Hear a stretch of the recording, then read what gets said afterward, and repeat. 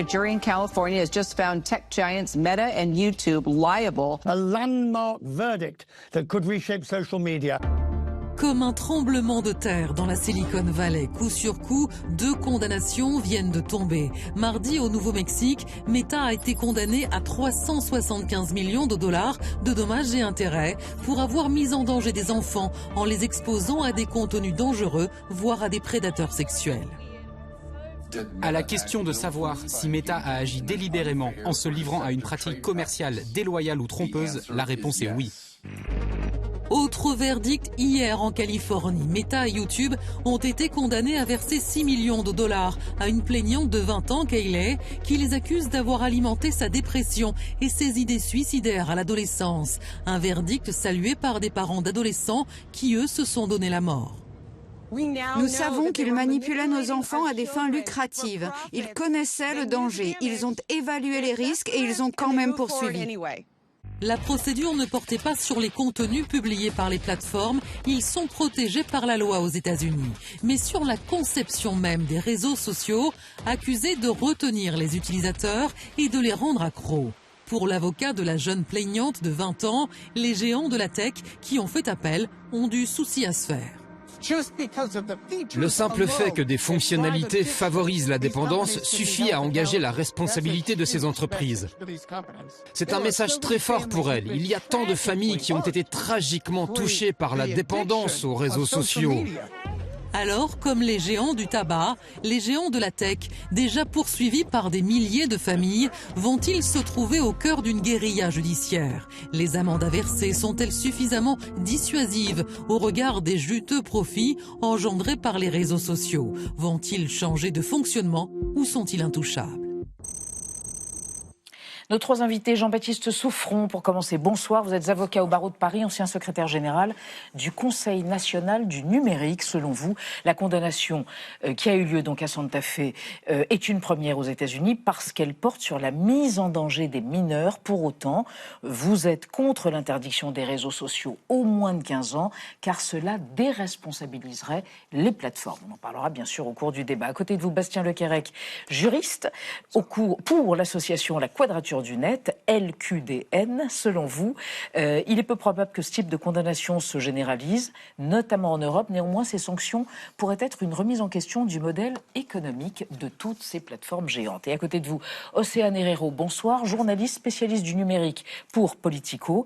Vous parlez de décisions historiques car la question centrale est de savoir si ces plateformes ont délibérément ou pas créer des outils pour rendre totalement captifs, addicts, comme on dit, leurs utilisateurs. On va évidemment en débattre au cours de notre discussion, mais d'abord, on démarre, Benjamin, avec la déclaration du jour. Oui, c'est celle du procureur général de l'État du Nouveau-Mexique. Il s'agit d'un moment historique pour responsabiliser les réseaux sociaux, a déclaré donc Raúl Torres à l'issue du jugement qui a condamné Meta, propriétaire de Facebook et Instagram, pour mise en danger des enfants, notamment en les exposant à des contenus inappropriés et à des prédateurs sexuels. C'est l'une des 2 décisions dont nous allons parler ce soir. Jean-Baptiste Souffron, en quoi sont-elles historiques? Est-ce que c'est parce qu'elles s'attaquent moins au contenu qu'à la manière, la facilité avec laquelle on accède à ce contenu et l'addiction que ce contenu peut provoquer? J'ai même envie de dire, en réalité, c'est la première fois qu'on prend conscience que ces entreprises touchent des centaines de millions, voire des milliards d'utilisateurs, et donc qu'elles ont une responsabilité qui est particulière.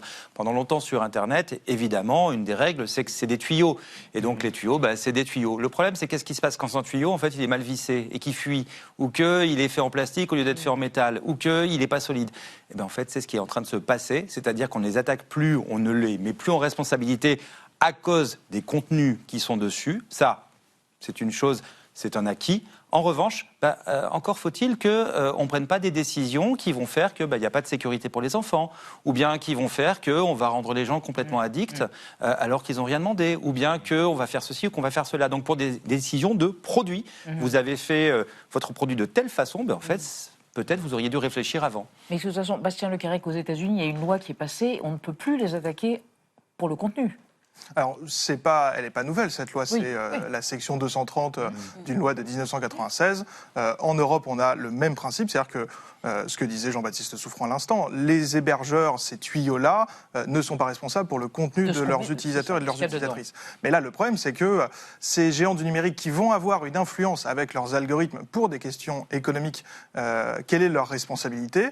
Là, donc, avec ces décisions, ça commence à bouger aux États-Unis. Dans l'Union européenne, on a le Digital Services Act, règlement sur les services numériques, qui vise aussi à responsabiliser ces plateformes en prenant acte qu'aujourd'hui, on ne peut plus se contenter de cette binarité hébergeur-éditeur et qu'il faut responsabiliser ces réseaux sociaux. Oceano Herrero, c'est le procès, on va dire, des algorithmes, ces fameux algorithmes dont on ne connaît pas grand-chose et qui sont un secret bien gardé par toutes ces multinationales. C'est ça ou pas? En fait, c'est toute la structure qui est en questionnement, c'est donc les algorithmes de recommandation et tous les éléments qui vont, a priori, rendre les réseaux sociaux addictifs, typiquement les likes, voilà, toutes les dynamiques qui sont mises en place et qui en fait font le succès de ces plateformes-là. Donc c'est là que c'est intéressant, c'est que c'est vraiment la manière dont ces réseaux sont pensés et la question de savoir est-ce que ces plateformes, sciemment ou par omission, ont mis en place ces outils en sachant que ça allait pouvoir être addictif pour les utilisateurs. Et de votre point de vue, c'est délibéré ou c'est par étourderie? On a quand même un certain nombre, et les jurys se sont basés sur des documents internes quand même de ces plateformes-là. Je rappelle aussi les Facebook Files qui avaient été révélés par une lanceuse d'alerte il y a quelques années, qui travaillait chez Facebook et qui montrait qu'il y avait des études internes qui montraient que Instagram, typiquement, pouvait appuyer sur des sensibilités et des fragilités de la part des utilisateurs. Donc il y a quand même des niveaux de conscience dans les entreprises sur ces facteurs. Oui, en fait, il faut bien... C'est pas juste des petits procès, ils sont aussi historiques parce que, comme souvent aux États-Unis pour ce genre d'affaires, c'est des procès qui ont duré plusieurs semaines, voire plusieurs mois, avec beaucoup de débats, beaucoup de documentation, beaucoup d'études. C'est pas des décisions qui sont prises à la légère. D'ailleurs, le procureur du Nouveau-Mexique lui-même a expliqué qu'il avait lui-même créé des faux comptes d'enfants sur Instagram et qu'il avait été, à ce moment-là, il avait pu constater à quel point les outils de sécurité ne fonctionnent pas. Et il s'est retrouvé avec ses faux comptes d'enfants à se faire harceler par des pédocriminels. Parce que Zuckerberg lui-même est venu témoigner. Ah, bien sûr, voilà. Bien sûr. Et du coup, il y a une amende de 375 millions de dollars contre les 2 milliards qui avaient été requis. Mais est-ce que, Bastien Lecarrière, on peut estimer que c'est dissuasif quand on voit le chiffre d'affaires, il faut le rappeler, 200 milliards de dollars de chiffre d'affaires enregistrés par Meta en 2025. Voilà, vous avez donné la réponse dans votre question. C'est une goutte d'eau. Et en plus, pour des années de procédure. Au Nouveau-Mexique, l'affaire a été introduite en 2023. Donc en réalité, il ne faudrait pas compter uniquement sur le chiffre d'affaires en 2025 de Meta, mais sur 3 années de chiffre d'affaires pour à la fin avoir 375 millions. C'est une goutte d'eau qui ne va absolument pas être dissuasif, surtout qu'il va y avoir un appel, donc à nouveau des... Ils ont annoncé faire appel. Voilà, donc un appel, donc encore des procédures qui vont durer longtemps, qui vont coûter énormément pour les plaignants et les plaignantes. Donc à la fin, ce système n'est pas dissuasif du tout. Mais Oceano Herrero, est-ce qu'il peut y avoir un risque de domino, c'est-à-dire d'autres plaignants qui se manifestent? Est-ce que ce n'est pas une crainte que peuvent avoir ces géants de la tech maintenant? Tout à fait. Il y a même déjà d'autres plaintes qui ont été déposées par des familles, par des adolescents, par des groupes scolaires aussi. Donc on peut avoir un effet un petit peu ricochet comme ça qui va faire que ces plateformes vont quand même faire face à un certain nombre de procédures judiciaires. Et j'ajouterais que ça participe aussi à la constitution d'une espèce de consensus sur l'impact de ces réseaux sociaux-là, parce que là, c'est quand même des décisions qui sont prises par des jurys. Donc ça montre aussi... Des jurys populaires. Voilà, c'est des personnes qui voient, en fait, en tant que aussi utilisateurs citoyens, l'impact des réseaux sociaux que peuvent avoir ces plateformes dans la vie. Est-ce que vous diriez qu'il y a une dimension politique aussi, sachant que des procès ont eu lieu dans 2 États démocrates, Nouveau-Mexique pour la ville de Santa Fe et Californie pour Los Angeles, qui sont des États plutôt anti-Trump, et que Mark Zuckerberg, pour ne citer que lui, est un des affidés de Donald Trump. Est-ce qu'il y a souterrainement quelque chose qui se joue là aussi? Ce qui va être très intéressant, c'est de voir la réaction de l'administration Trump. Parce que si on avait eu ce genre de condamnation dans l'Union européenne, on aurait eu immédiatement des communiqués de presse de la Maison-Blanche disant que c'est un problème, que l'Union européenne est en train de censurer ces pauvres entreprises américaines. Là, pour l'instant, je n'ai pas encore vu de réaction, mais ça va être très intéressant parce que dès qu'on parle de ces géants américains, on a tout de suite des intérêts non seulement économiques, mais maintenant diplomatiques, politiques, idéologiques.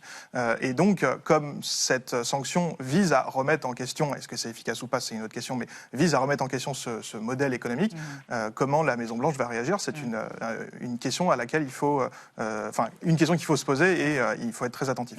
Alors, ces groupes se sont défendus, dont Meta, en expliquant que ce n'était pas leur responsabilité totale. Écoutez par exemple la porte-parole de Meta, justement.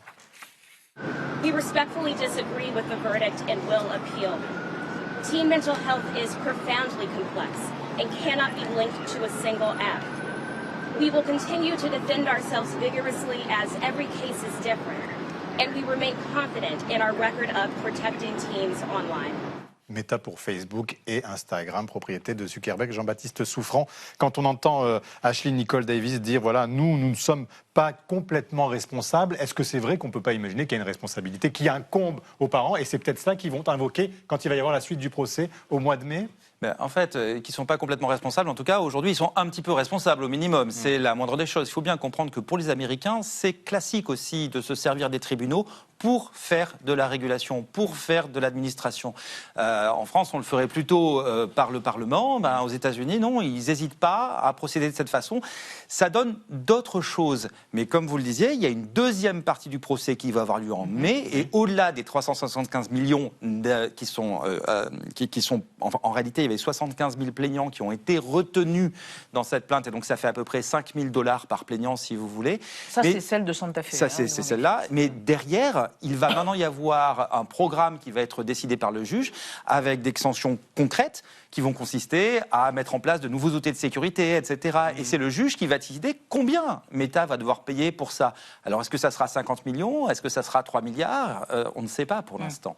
Alors, on va évoquer avec vous trois le cas d'Instagram qui dit, Anna, tenter de protéger les ados avec de nouvelles fonctionnalités. Oui, peut-être que vous avez entendu parler des comptes adolescents sur Instagram. Ils ont été créés en 2024. Ils offrent aux 13-17 ans, je cite, une expérience protégée et permettent aux parents d'avoir plus de contrôle. Concrètement, chaque jeune de moins de 16 ans qui ouvre un compte aujourd'hui sur Instagram se voit appliquer des restrictions ados. Premièrement, leurs comptes sont automatiquement privés, c'est-à-dire qu'ils ne sont pas accessibles au commun des mortels, sauf à en faire explicitement la demande. Deuxièmement, grâce à la plateforme du centre familial, les parents peuvent savoir avec qui leur enfant a discuté durant les 7 derniers jours. Ils peuvent consulter leur centre d'intérêt. Et d'ailleurs, une nouvelle fonctionnalité vient d'être ajoutée qui leur permet d'être prévenus dès lors que l'ado fait des recherches répétées sur le suicide et l'automutilation.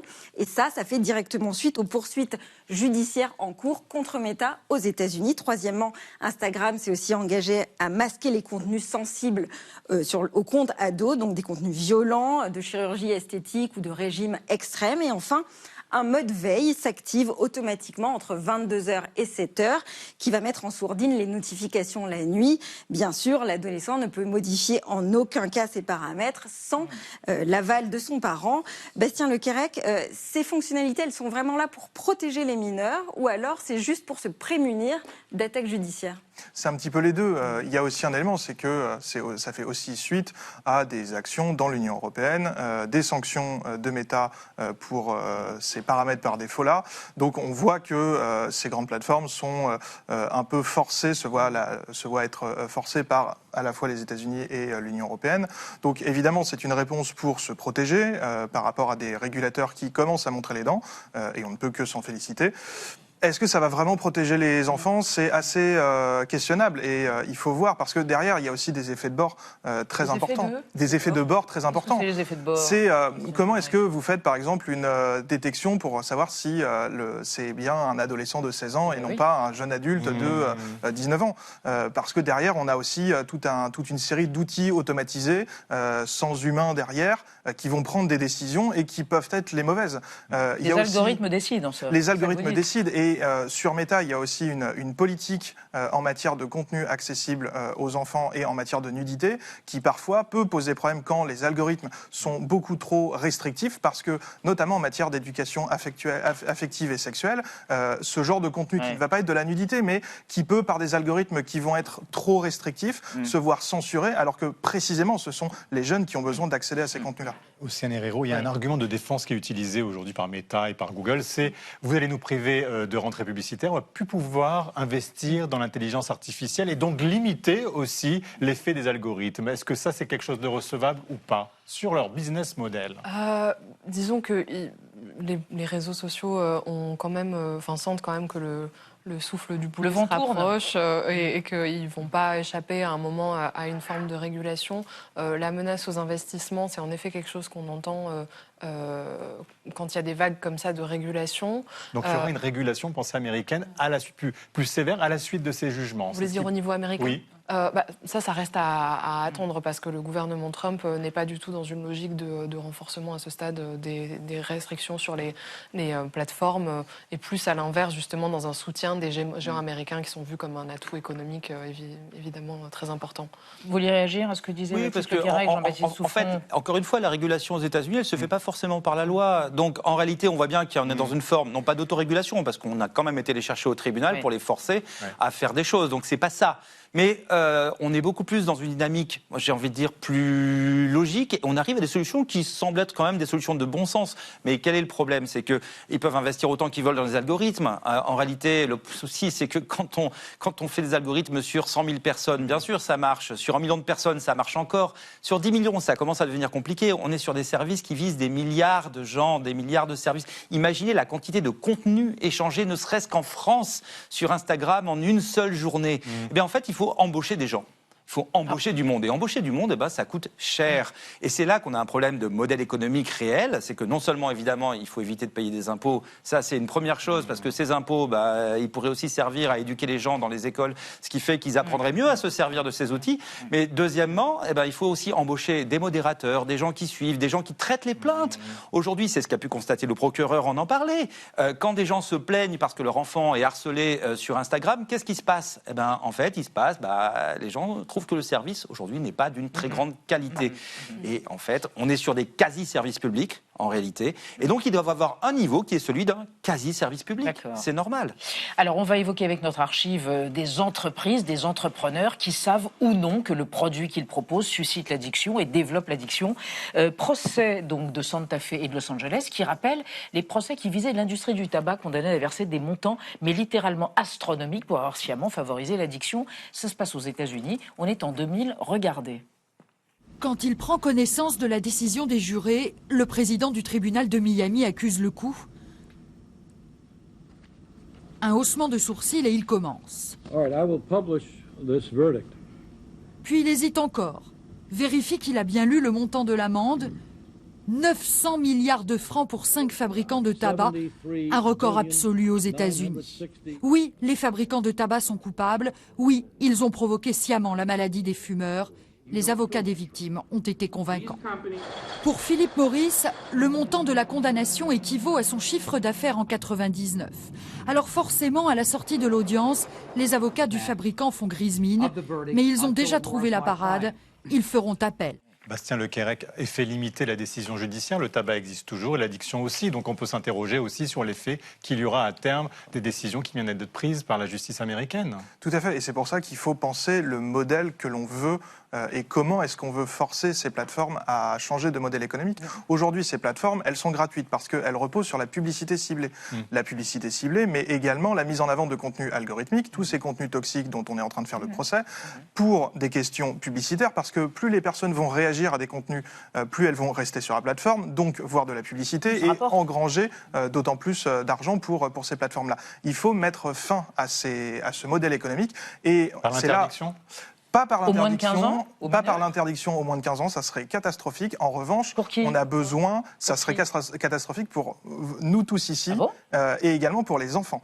Parce que l'interdiction des réseaux sociaux au moins de 15 ans repose sur une infrastructure de surveillance. On ne va pas seulement interdire aux moins de 15 ans d'avoir un compte sur un réseau social, on va contrôler l'identité de tout le monde, mineur comme majeur, ce qui aurait un effet catastrophique pour la liberté d'expression.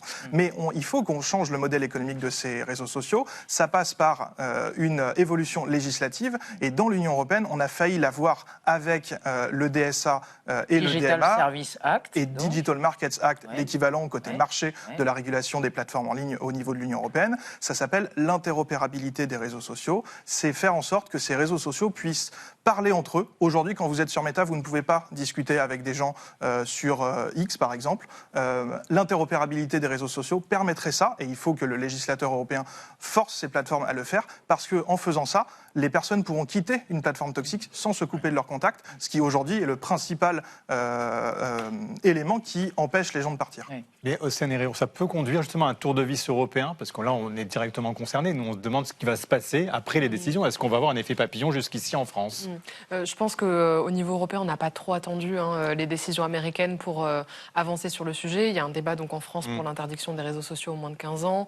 La Commission européenne essaie aussi d'avancer sur ce sujet-là à son niveau. Donc, quelque part, ça rajoute, des billes et des éléments de compréhension sur justement ces plateformes et ça rend de plus en plus difficile le fait de nier l'impact qu'elles peuvent avoir sur leurs utilisateurs. C'est-à-dire qu'on ne peut pas imaginer qu'il y ait une autodiscipline. C'est ce que vous nous dites, en fait, Jean-Baptiste. Il faut qu'il y ait une régulation extérieure et que la puissance publique soit présente. Quand vous êtes quasiment face à des services publics, si vous voulez, il est normal que les usagers aient leur mot à dire, que ça vienne de la justice ou que ça vienne des lois d'une manière ou d'une autre. Il va bien falloir que les plateformes l'entendent. Sinon, le problème, c'est qu'effectivement, on met sur la table des solutions qui sont vraiment les pires possibles, comme l'interdiction aux moins de 15 ans, qui est vraiment la fausse bonne idée, si vous voulez. Et qu'est-ce qu'on va faire ? C'est absolument pas ce qu'il faut faire. On devrait avoir des règles claires et de l'interopérabilité. Est-ce que c'est normal qu'on puisse pas envoyer un message de Instagram, par exemple, à Snapchat ? Non, ce n'est pas normal. Et ça devrait être, normalement, on devrait être dans une situation aujourd'hui en 2026, où au contraire, la communication est facile. On se retrouve avec des gros monopoles qui ont un pouvoir qui les dépasse complètement. Et à un moment donné, oui, il va falloir imposer des règles de façon plus ferme sur ces sujets-là, tout simplement. Mais tant qu'on n'a pas le moyen de poser un cadre législatif clair, est-ce que supprimer, interdire les réseaux sociaux, c'est quand même pas une solution pour protéger les mineurs en attendant ? Écoutez, c'est une solution de pis-aller, c'est une forme d'abandon. Et puis surtout, est-ce que ça va protéger de quoi que ce soit ? On a des exemples qui commencent à se développer, par exemple en Australie. Les mineurs ne vont pas attendre pour prendre les comptes de leurs parents ou pour faire autrement. C'est avéré, déjà ? On va avoir des contournements. Et vous savez, vous parliez tout à l'heure de l'industrie du tabac. Il ne vous a pas échappé qu'aujourd'hui, en fait, la consommation de tabac, elle est en chute libre. Et donc, en réalité, la réglementation, la régulation, le travail, la pédagogie, les explications... Parce que le tabac est trop cher, peut-être. Mais aussi parce qu'on a fait de grandes campagnes d'explication, qu'on explique aux gens que c'est dangereux et que les gens qui continuent à fumer, aujourd'hui, ils le font en conscience et c'est leur choix, mais ils savent pourquoi ils le font. Très bien. Merci à tous les trois. Ce débat était passionnant à suivre. Donc, vous reviendrez avec des suggestions. On espère qu'elles seront entendues.